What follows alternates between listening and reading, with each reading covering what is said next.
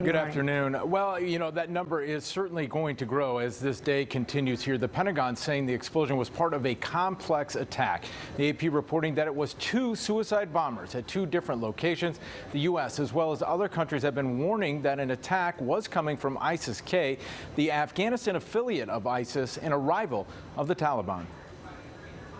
This is exactly the scenario the U.S. was trying to avoid, an explosion outside one of four main gates to get into Kabul airport. Multiple casualties and multiple people wounded. The Pentagon saying in a tweet, quote, "We can confirm that the explosion near the Abbey gate of the Kabul airport has resulted in an unknown number of casualties.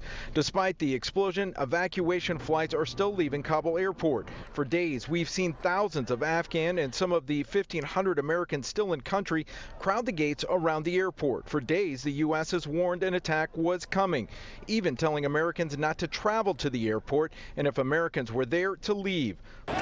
Before the attack, the Taliban used tear gas and rubber hoses to try and get people to leave the airport and go home. The president and military leaders have been warning for days the longer U.S. forces remain in the country, the more dangerous the situation for Americans becomes.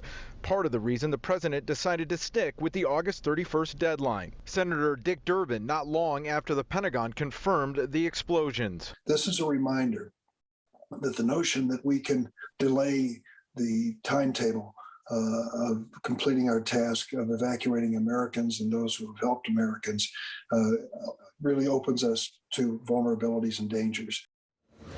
Now, that other suicide bombing was outside of a hotel that was near the airport.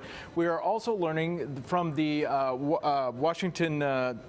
Washington Journal that Wall Street Journal rather that at least 3 people that died in one of the attacks or injured rather in the attacks were U.S. Marines. And while we did see a couple of flights leave the Kabul airport after the explosion, we have not seen any since. We're still working obviously on confirming a lot of information. Obviously the situation is very fluid. We do expect to hear from the Pentagon here at any moment. They did have a briefing scheduled for 9:30. That got moved to 11:30, and now we are still waiting to hear from the Pentagon. We're also waiting to hear from someone possibly at the White House. Possibly that could be the president a little later on today. For now, we are live in the newsroom. I'm Eric Rung, WGN News. Eric, U.S. Marine casualties, and we're also trying to find out who's behind those explosions. We'll have more on this as the story continues to develop. We have more